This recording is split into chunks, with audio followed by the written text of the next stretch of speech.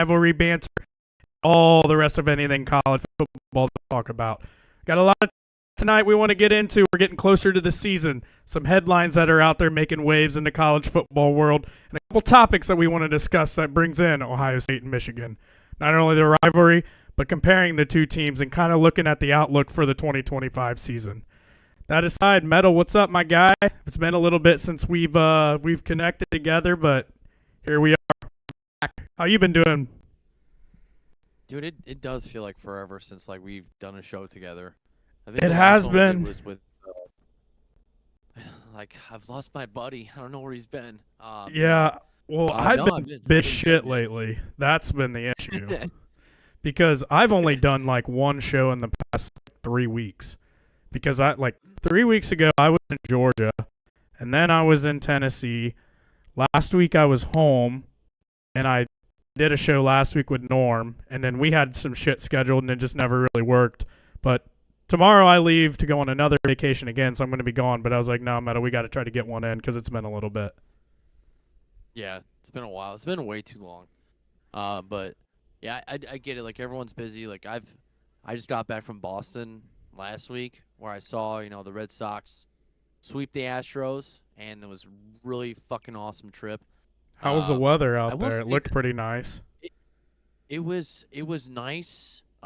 It was in the mid 70s. When I flew in, it was cold. It was 61 degrees, which I was shocked. Because I was just used to like 90-degree weather up here in Chicago. But Yeah. no, it was perfect. Not a cloud in the sky.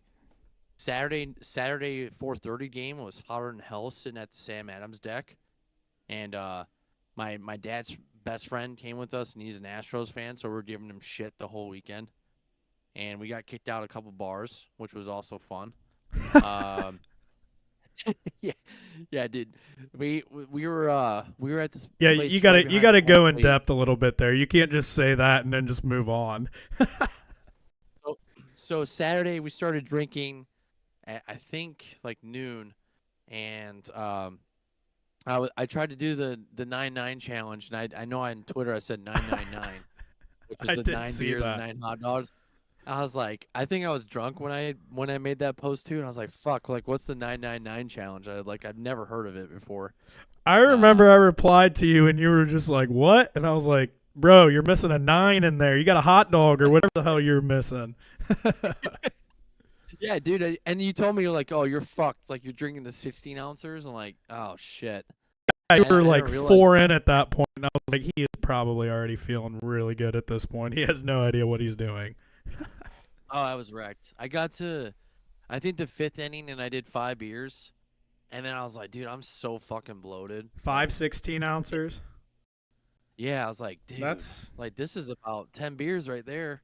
yeah, Think that's about a was it 12 lot. ounces? Yeah, that's a lot in like a decently short amount of time. I mean, that was probably what hour and a half. You down 5 beers, 5 16 ounces. I'm like, dude, you don't have a fucking pitch clock, so or I mean, there's a pitch clock now, so Yeah, like you're trying to baby these fucking 16 ounces, and you're like, God damn it, I gotta keep going, and like I got to the bottom of the fifth inning, and I had half of the fifth beer, and I was like, I can't fucking do it, and I think I had maybe like 2 more beers during that game, and then so we beat the Astros, kicked the shit out of them, and then we went to Cass and Flanagan's, and it's like fucking 7 o'clock at night, and there's like nobody out, like right behind home plate. There's about maybe like 20 or 30 people in this place, and usually like night games and shit. These places are fucking popping, and there's like usually a shit ton of people. So I meet some people, one person that was in the fucking Navy, and another dude that like lives a couple blocks away from me in Chicago, and he kept asking me for some coke, and he's like, you ever tried meth before? I'm like, dude, fucking get away from me, bro. shut the fuck Like, no, I've up. never tried meth. I'm like, no. Um, and so my dad and his friend, they walk towards the front, and I'm like by myself because I already did like a bunch of shots and stuff, and I'm like just walking around like, oh, da da. And like one of the managers comes up to me and he's like, yeah, your friend needs to go. We're kicking him out. I'm like, all right, well, can I use the bathroom real quick? So I went and took a piss, and then I came back and they're outside like kind of talking to security and stuff. I'm like, what the fuck happened? Like, well, Tim got kicked out. And it was So I'm like, done. oh shit. So then we walk down Jersey Street to go to Bleacher Bar, and they have a security guy out front. And my dad walks up to him, and the security guy's like, yeah, that guy's not coming in. And Tim's like, what? I can't come in? And they're like, oh fuck, let's go home. Like, we're done. And then Sunday night we got kicked out of the same bar, which is actually pretty funny. They probably remembered you for Sunday night. Oh yeah, dude, we were drinking all fucking weekend. Like Yeah. Monday I had the shakes so bad. I was like, dude, I feel like an alcoholic right now. Like I'm sitting on the plane, like fucking wanted to die. Like Yeah. just anxiety, depression, all mixed into one. Like fuck, dude. Like I Yeah. just can't wait to get home.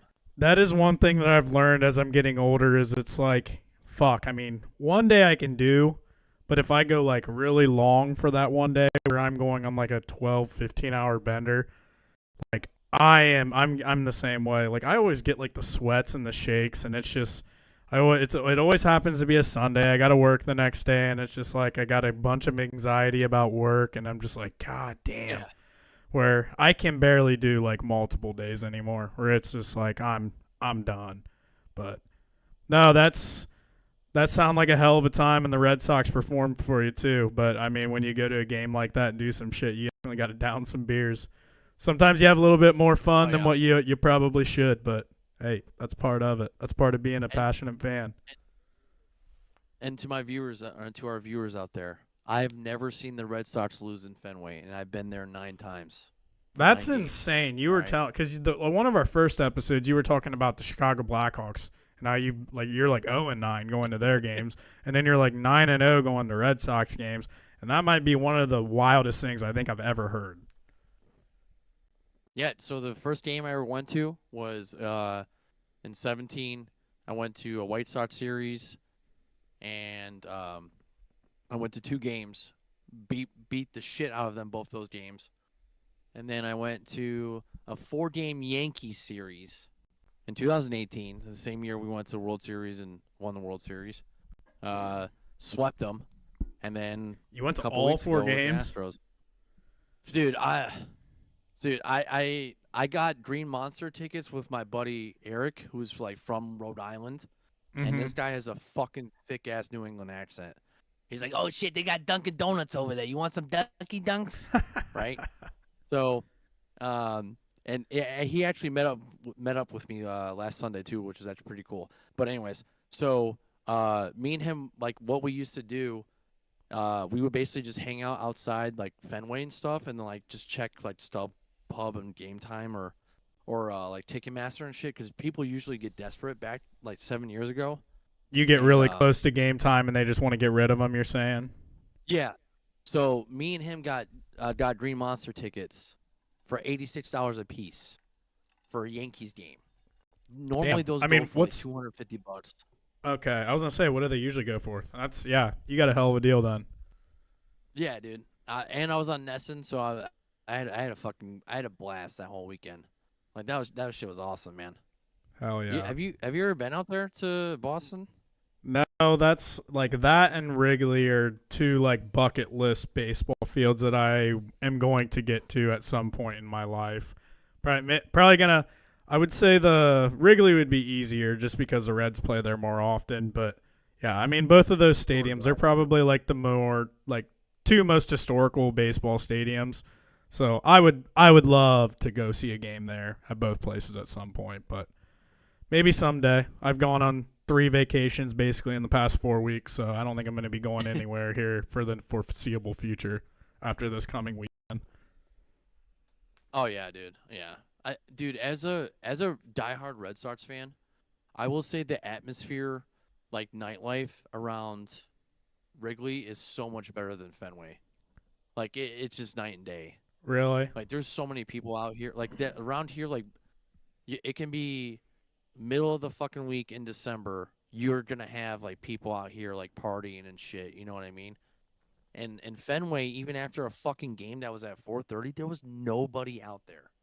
That's Literally nobody. crazy. When I think of people from Boston, I think of like psychotic fans that just get fucking smoked.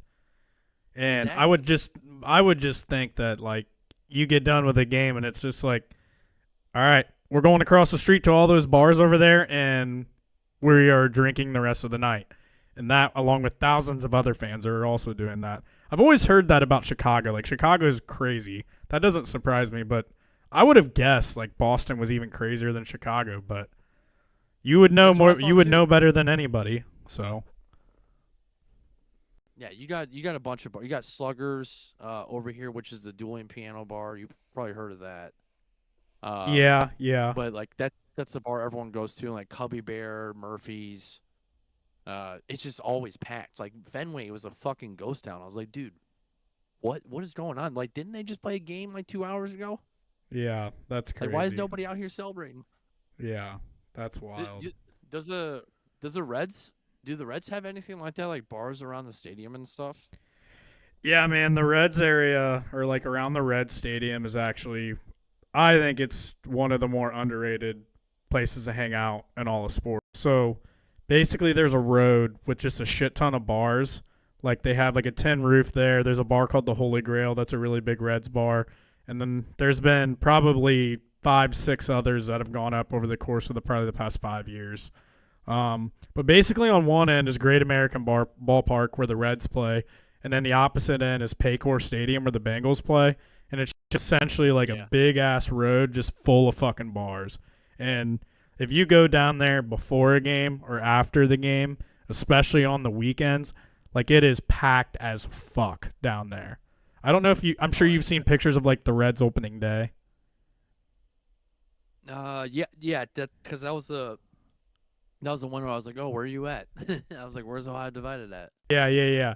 So where you see that picture, obviously it's not like that every weekend. Like that's insane. But it is like that strip is pretty fucking packed Fun. between there, whether it's a Bengals or a Reds game. It's fun as hell.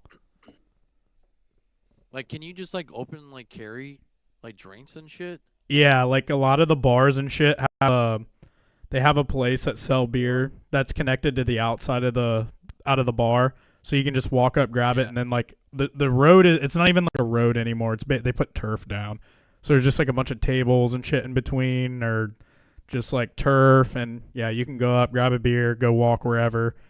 All the bars have patios and stuff, so yeah, it's fucking it's not talked about enough. Dude, this looks fucking fun as hell. Yeah, I'm telling you, it's a good time. It's a really good time. It's one of the more underrated things in all of sports, I would say. Yeah, this is definitely underrated. It's a Yeah. community funded block party. That's sick. Holy shit. That's pretty cool. Yep. So So before we we get got into it tonight, I would like to thank our sponsor. This episode is brought to you by Draft Top, the ultimate tool for beer lovers. If you're tired of drinking out of cans and want to actually taste your drink the way it was meant to be enjoyed, Draft Top is your answer. It's a bar tool that removes the top of your can, turning it into a smooth, open cup. That means better aroma, better flavor, and no more drinking through that tiny opening. Perfect for tailgates, watch parties, or just cracking open a cold one while you watch the Reds make a playoff push. Or stress you out. Either way. Go to drafttop.com and use promo code DIVIDED at checkout to get 10% off your order. That's drafttop.com. Cut the top off, enjoy the drop. Alrighty, let's get into it. So the first thing we want to start off with tonight is just notable headlines or things that are going on across the sports world. So the first one I have on the list is Oklahoma quarterback John Mateer. Not charged. Well, it looks like he's been doing some betting if you look at his Venmo transaction. So this absolute moron, he either is the dumbest fucking person in the world, which is probably what I'm thinking, or he's just completely fucked.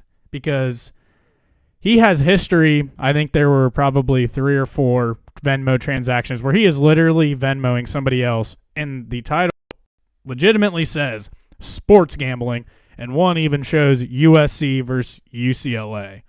So Obviously, I don't know how old is this Mateer. Was he he wasn't their quarterback last year, was he? They had Uh, they had that freshman that played last. Was that Arnold? Jackson Arnold, is that his name? yeah. Mateer's a junior, Okay, so but I that's think what I was wondering. Was this dude in college? Because I started. think a lot of these transactions were coming through in 2022. Either which way, I mean, this dude, he's out here Venmoing people, basically, literally labeling it sports gambling, and, and then you wake up like a couple hours later, wake up today, and he's got all these transactions are deleted. His account's private. You can't see any of this shit anymore. It's just like this is honestly just a horrible look for you, man. I don't. Was he in college? Well, that's what I was saying. If he wasn't in college, I don't think it would matter. Like, how can you get the guy in trouble for that? I mean, the dates and everything when it happened, I'm about positive I remember it being 2022 because I was sitting here thinking, was this a quarterback from last year? And then I remembered it was Jackson Arnold who's their quarterback because I knew Arnold was a freshman last year. And I was like, if that was him, then he was definitely in high school when this happened. And I don't think that should matter at all. Other than maybe legal-wise, like, hey, too young to be gambling type of thing. But, I mean, fuck. Like, if he wasn't in high school or he wasn't in college, I don't know how the NCAA or anything can really do anything to suspend him for it. But So he was in. He's a transfer from Washington State. So I'm actually curious about this now. Let's do some live investigation. When did John Mateer go to Washington State? Let's see. Oh yeah, he was a freshman. oh, fuck. Yeah. That makes it even worse if he was at Washington State because the one that I was looking at was literally labeled USC and UCLA, and that's, for one, in his conference at the time. Yeah. Pac-12. Yeah. Oof. That's wild. I don't not good. know. I don't know how, like, I mean, I guess he could argue, like, well, I was just joking. Like, I didn't actually, like, sports bet. Like, that's just what I put. But it's also like, well, you're the dumbest motherfucker alive for being a college athlete and making that the fucking caption of your Venmo transaction. Either you're dumb for doing it or two, you're dumb for labeling it. And I don't think he was dumb enough to actually label it.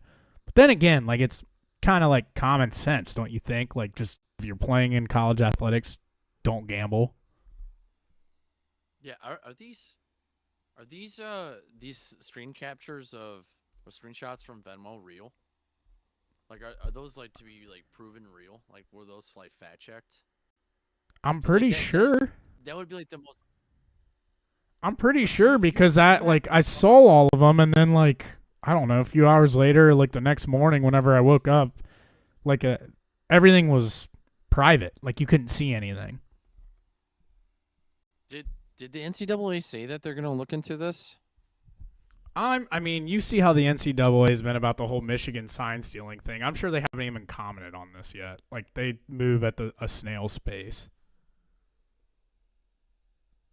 I wonder if like this stuff could like use as evidence, just like if like the NCAA is using the Venmo transactions for counter salience.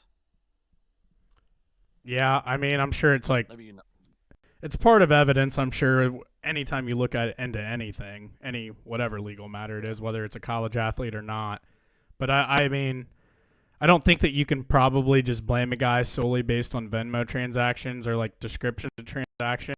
So they would probably have to look into like I'm sure gambling accounts that have been under his name, like shit like that. But if he's Venmoing somebody, he may have been smart enough to say, hey, like do this under your name and I'll just Venmo you or you Venmo me based on if I win or lose. So I don't know. He's it's definitely a sticky situation because clearly was important enough for him to delete it. Do you think there are other players in college football? I just dropped the baseball that participate in sports betting, i.e., throwing games and so on. I don't think it would be like throwing games, but I would say that I'm sure there are some out there where it's just like, hey, we need you to get under 5.5 catches. Where, I mean, a player can control that pretty well, and it's like, hey, I got this so much amount on it, you're getting a percentage of it if it hits every line. I'm sure, I guarantee there's a player or two out there. I would say it's probably more common in like the pros, I would think. I mean, you look at like the Cleveland Guardians and what they have going on there. That's a fucking mess of a situation. Oh yeah, dude, oh man. But I don't know how it is in a lot of other states, but like Ohio, for example, you can't bet on college player props, but you can bet on pro props. So I would guess that it's probably more in the pros than it is in college. Yeah, I mean, you can't do that here in Illinois either, but you can like bet on like basically money line and over and under.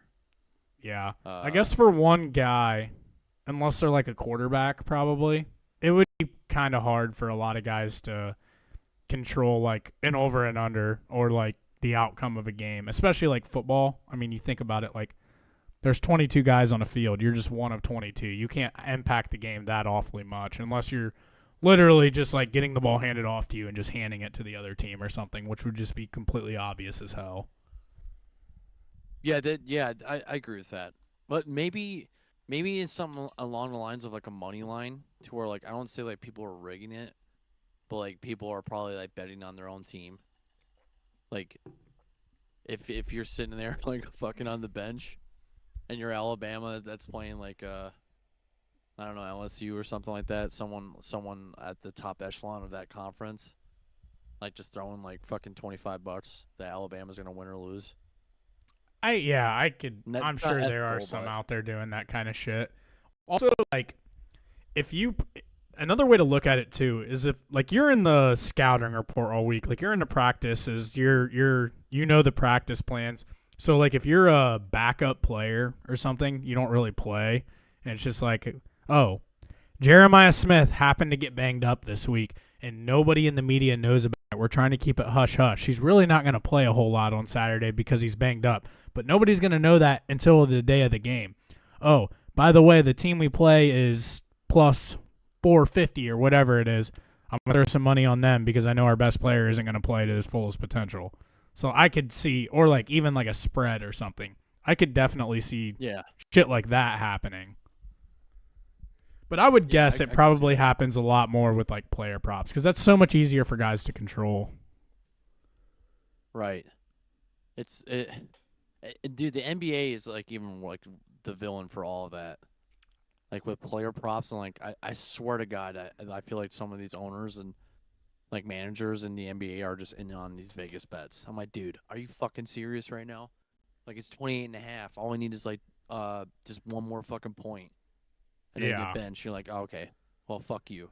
Or the ones that have really like actually come to fruition and that have been proven that shit is going on have been the guys that go out there and then they play for a little bit and then they leave the game hurt. Like if their opponent total line's 8.5, they go play for 6 minutes, leave the game for an injury.